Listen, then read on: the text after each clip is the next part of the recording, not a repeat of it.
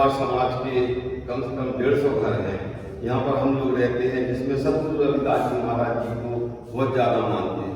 इस समिति में मान लो अखिल भारतीय रविदास धर्म संगठन के मैं मुन्ना लाल ठेकेदार जिलाध्यक्ष हूँ। इसमें हमारे उदासी के तो ठीक है 8 ही विधानसभा से हमारे संगठन में बहुत ज़्यादा से ज़्यादा सहयोग करते हैं और साथ में रहते हैं। जब भी कोई माता बहनों की कभी भी कोई बात आती है, समाज की बात आती है, तो उसमें हम लोग आगे बढ़ चढ़ के काम करते हैं।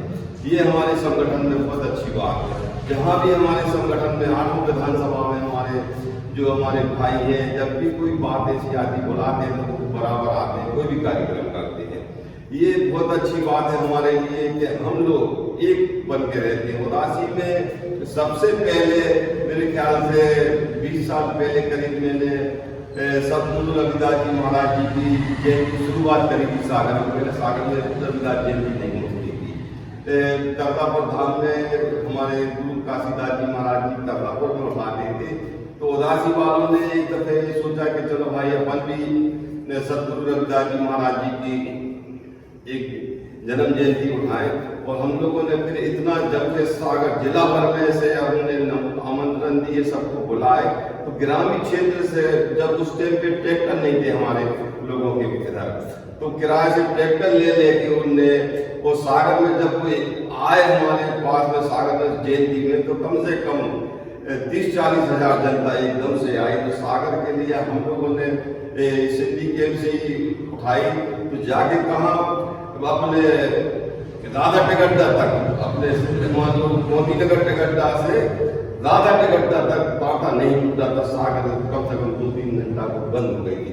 तो ये एकता हमारी समाज में थी, उदासी समाज में, और आज भी है। और हम लोग काम करते हैं। मगर क्या है, बीच बीच में कुछ अपराधी टाइप के आदमी आते हैं, वो कुछ गलत काम कर रहे हैं। तो उस पर मैं बात करूँ, आप बोले तो बिल्कुल बात। हाँ, तो क्या है कि उदासी में पहले हम लोगों में एक बंद था, और उदासी मोहल्ला संत रविदास बाट, उदासी मोहल मुन्ना ठेकेदार शिव मंदिर के पास 130 घर है, जहां पर पहले हम लोग, आज मैं 50 साल से मैं इनका मुखिया भी हूँ और अध्यक्ष भी हूँ, और मैं लाट चौधरी भी हूँ।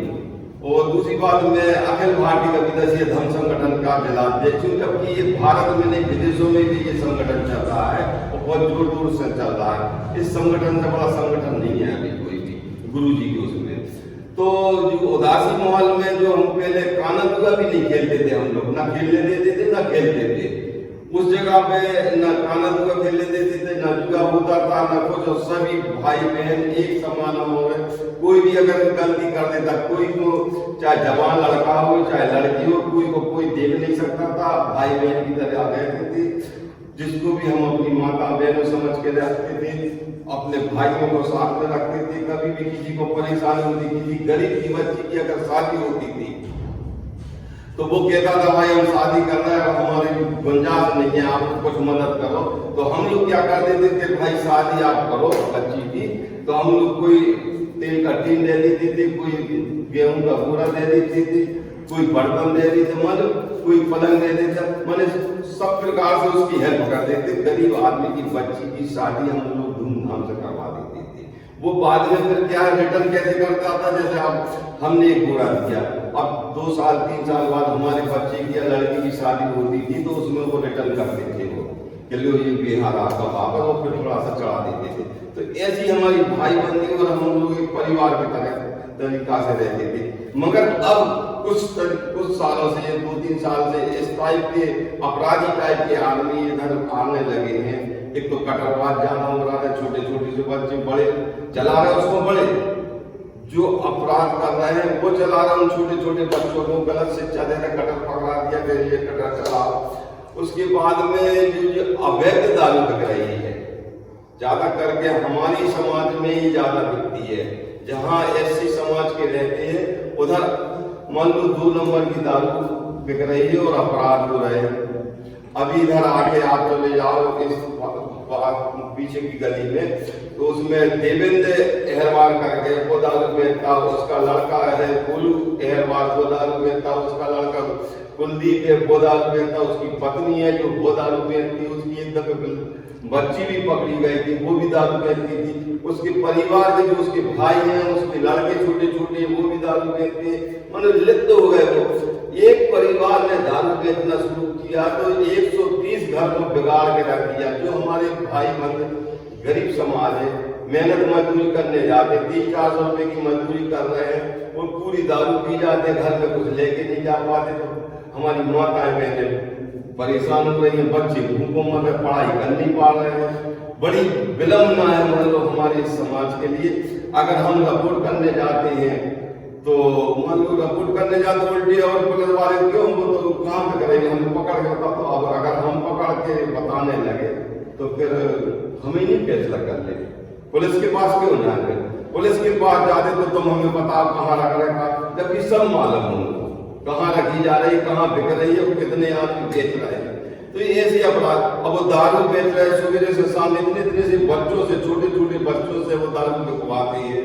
वो कहीं 20 जगह दारू रखने लगे हैं। उधर हर प्रकार का अपराधी आ रहा है, कटर वाले आ रहे हैं, लूटपाट वाले आ रहे हैं, माता बहनों के लिए छीड़ रहे हैं, भीड़ लगी रहती है। तो अब शिकार करें कितनी दफे, हालांकि पुलिस ने कार्रवाई करी उस पर 1-2 दफे, मगर उसके बाद में वो तो 10 दार, अगर अपराधी 10 दार कार्रवाई वो पकड़ा जाता तो 10 दार तो अपराधी है। तो अपराधी तो वो अगर छूट गया है फिर अपराध करे तो उसको फिर पकड़ो। ये पकड़ के रासू का लगाना चाहिए। और जो हम तो ये कह रहे हैं उसके घर वगैरह जो अभी चला था, मुहिम चली थी, जो कि घर तोड़ देंगे, ये कर देंगे, वो इनके साथ में ये करना चाहिए। आज गरीब लोग 300-400 रुपए की मजदूरी करके जैसे ले आते, वो अपने बच्चों को रोटी नहीं खिला पा रहे हैं, वो दवाई नहीं करवा पा रहे, वो पढ़ाई नहीं करवा पा रहे, उनके खून चूस रहे हैं दारू बेचने वाले।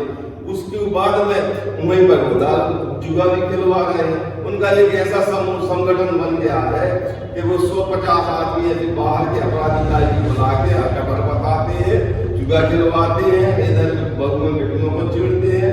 और जबकि मंदिर पास में है, मंदिर के बगल में 2-3 मंदिर, एक शंकर जी का मंदिर है, एक देवी जी का मंदिर है, एक सतगुरु रविदास जी महाराज जी का मंदिर है। उसके बाद में वहीं पर बैठे रह रहे, दारू पी रहे हैं। और तो ठीक है, जो रेलवे किनारे पे, रेलवे की लाइन के पास में बैठी रहती है, हो सकता है मान लो ये गाड़ी रुक जाती है, रात में भी गाड़ी रुकती है, दिन में भी रुकती है, ये किस अपराध के कारण से उधर बैठी रहती है। हमें तो ये लगता है ये लूटपाट भी तो बिल्कुल में कर लेते, बाहरी आदमी आता जो ट्रेन में, तो अब वो कहाँ से उतर के तुम्हारे लिए रिपोर्ट करेगा, तो उनकी भी लूटपाट कर लेते हैं। कई ऐसे हादसे हुए हैं। तो ये रेलवे किनारे में क्यों बैठते हैं, इस पे भी पुलिस को थोड़ा देखना पड़ेगा, प्रशासन को।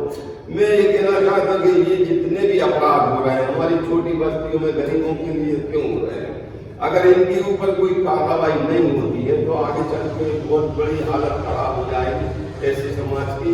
और ये जो छोटे समाज के लोग हैं, जाकर मजदूरी छोड़ के बार बार कहाँ थाने जाएंगे, और थाने जाते तो उनको ये दारू बेचने वाले, जुआ खिलवाने वाले, कटर वाले उनकी गर्दन पे रख देती है कि अगर तुमने रिपोर्ट करी तो तुम समझ लेना हम क्या करेंगे तुम्हारा। तो वो डरोगे मान लेना, रिपोर्ट तो नहीं जा पाती है।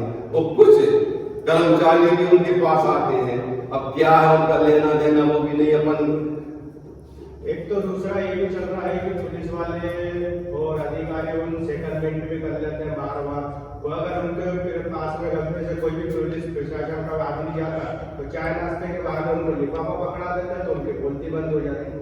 या भी सत्य में भी हो रहा है और दारू में भी हो रहा है, इस पे क्या कहना चाहिए?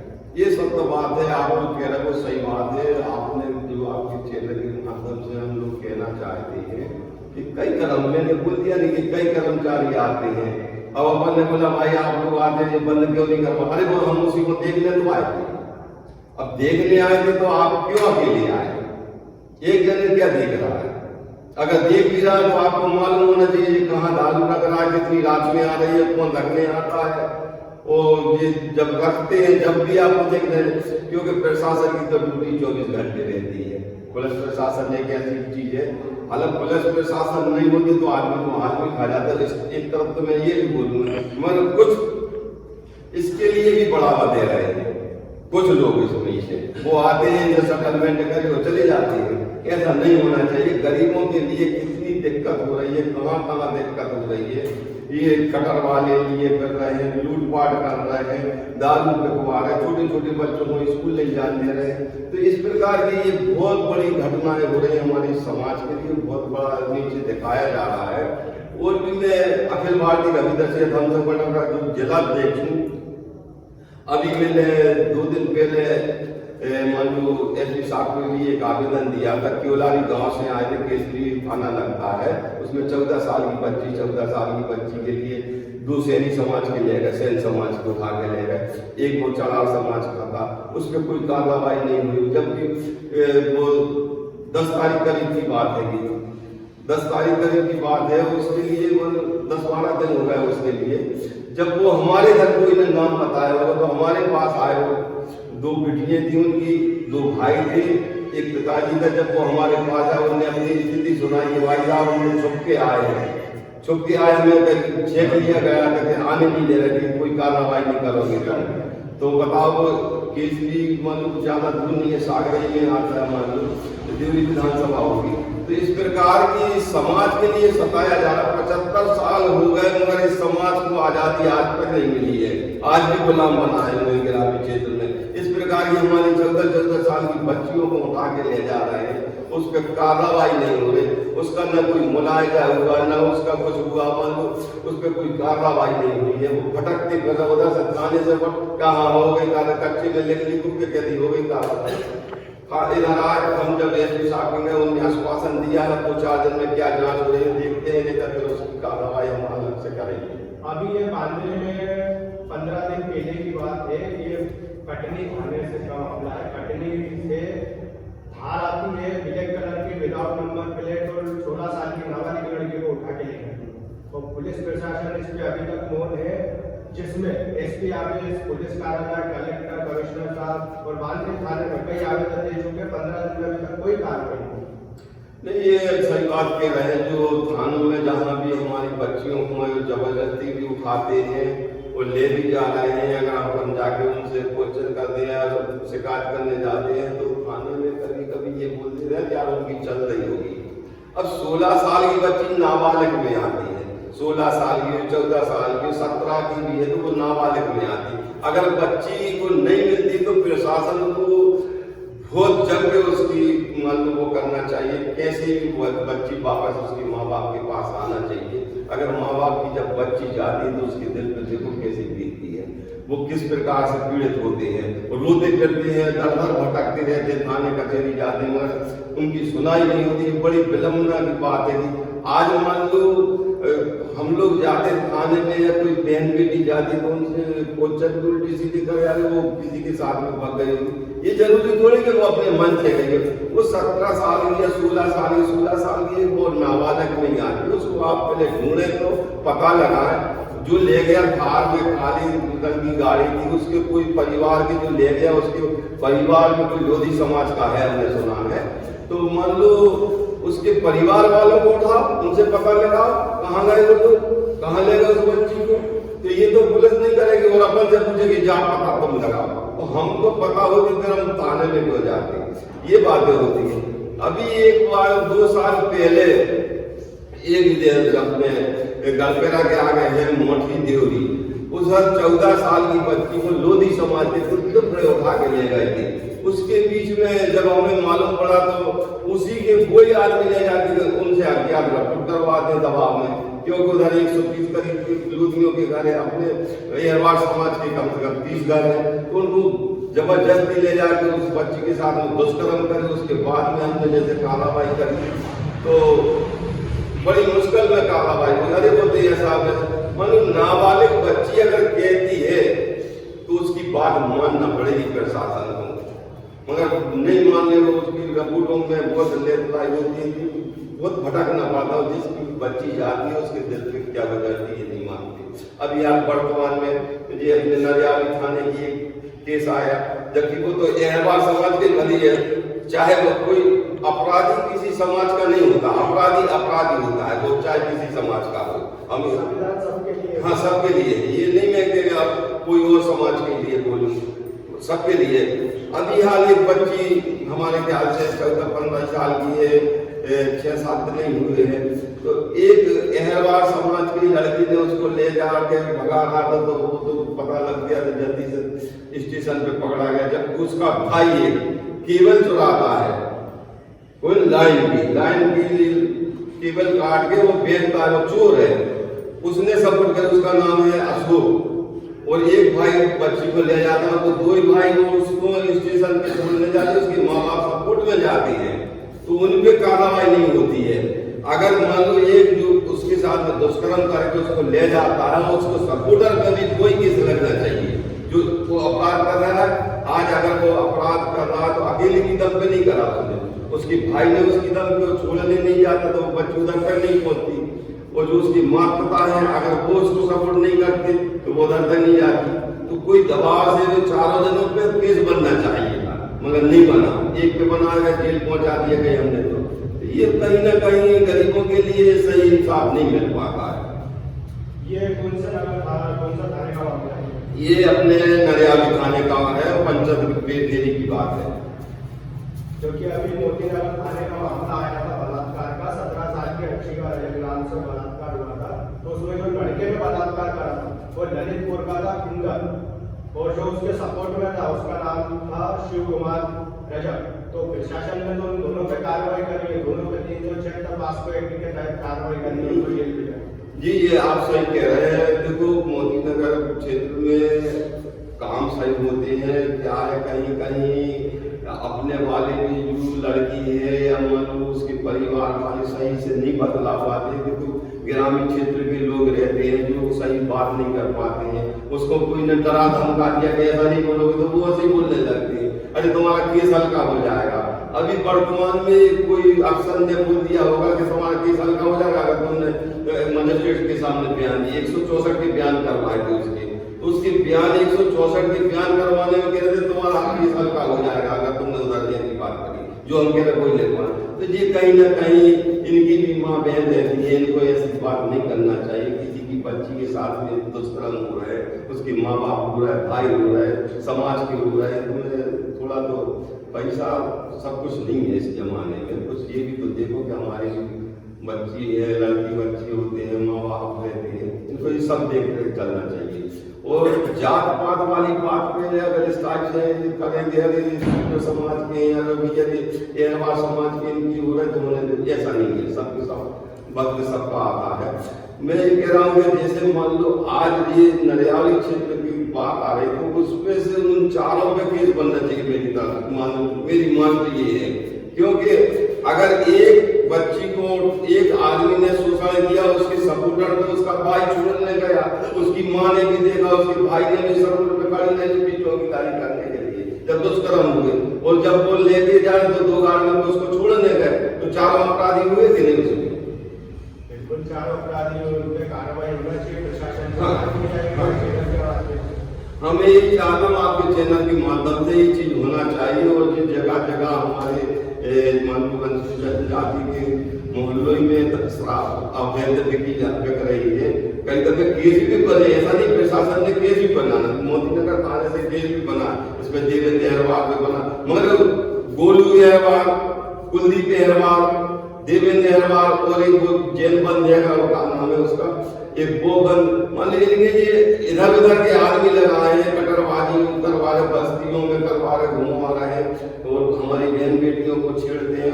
तो ये इस टाइप की ये दबाव क्यों डाल रहे, दारू भी बेच रहे, अपराध ये कर ही रहे, जुआ भी खेलवा रहे हैं, दूसरी बात कटर वालों को भी खड़े कर रहे हैं, हमारी बहन बेटियों पे भी आग लगा रहे हैं। तो ये इस प्रकार के लोग ये जानवर बन गए हैं क्या? अब प्रशासन अगर इन पे कोई ज्यादा ठोस कार्रवाई नहीं करती, सख्त कार्रवाई नहीं करती है, तो फिर तो जीना मुश्किल हो जाएगा गरीब आदमी का।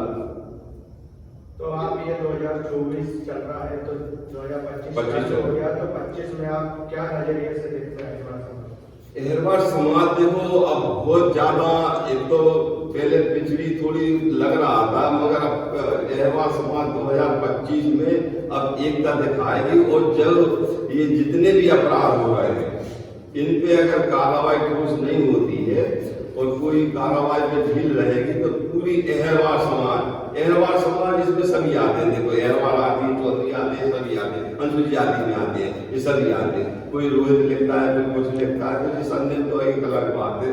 और सबसे बड़ी बात है जात पात में बना दी गई है मनुवादियों को उससे, और जात तो सिर्फ में इंसानियत ही एक जात है, बस इससे बड़ी कोई जात नहीं। इंसानियत में भगवान श्री राम ने कहा है कि 4 सूत्र बना रहे और चारों भगवान के चरण से मिले।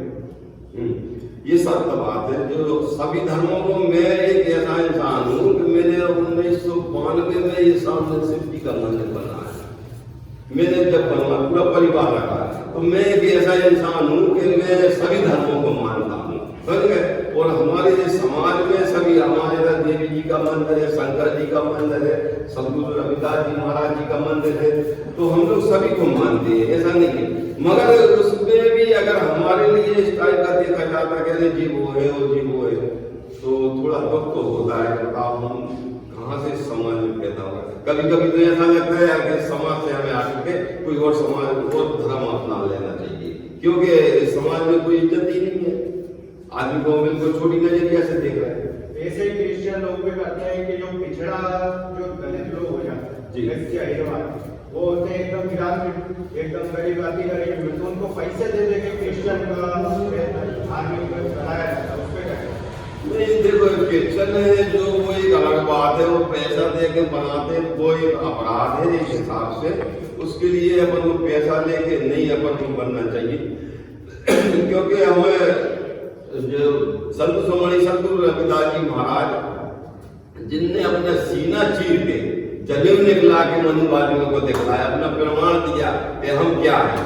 और ये बहुत बड़ी बात है। चमर सेन एक राजा थे हमारे, जो क्षत्रिय समाज भी उनसे झुकती थी, और क्षत्रिय समाज को भी उनने, सदगुरु रविदास जी महाराज जी ने कोई एक समाज की नहीं लाए कि समाज की है, कि चौधरी समाज के, कि शूद्र समाज के, नहीं। वो समस्त समाज के गुरु रहे हैं।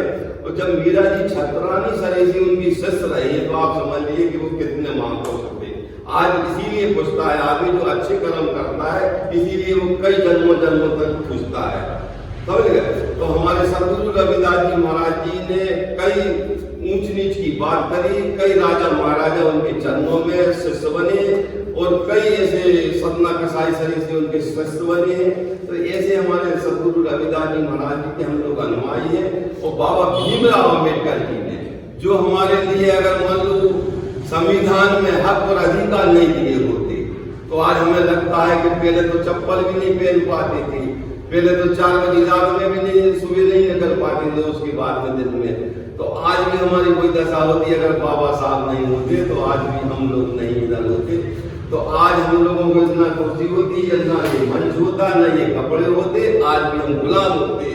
मगर उसके बाद में मतलब बाबा साहब ने हम लोगों को संविधान में हक और अधिकार दिए। जब हम लोग आजाद हुए तो नौकरी सर्विस सब कुछ करने लगे, आजाद घूमने लगे। मगर उसके बाद में बाबा साहब ने तो हमें उस गुलामी से आजाद कर दिया।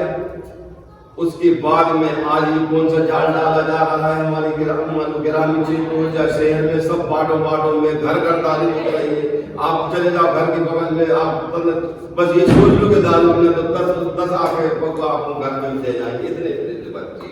तो मान लो इतने से बच्चों से सप्लाई करवाई जा रही थी। जी प्रशासन क्या देख रहा है, या तो ये दारू बिल्कुल से बंद करवाई जाए, क्योंकि अगर आपकी दुकानें खुली हैं, जो सरकारी दुकान है, उसको हमारे लिए आपकी दुकान खुली उधर पे के जहाँ ये इस टाइप की हरकत हो रही है, अवैध टाइप की दारू बिक रही है, तो इन पे तो ऐसा केस लगाया जाए कि ये कभी फिर बाहर ये कर्म करने को 10 दफे सोच के यार ऐसा नहीं, फिर से हम करें तो कितना बड़ा केस लग जाए हमके। बार उनके कोई केस लग जाए, 34 के लगा बार के 2-4 महीना अंदर आया, फिर वही कर रहे हैं। तो वो तो मान लो लखपति बन रहे, 130 घर में 1 घर लखपति, 2 घर लखपति बन रहे, बाकी के हमारे कितने 128 घर पर हो रहे हैं।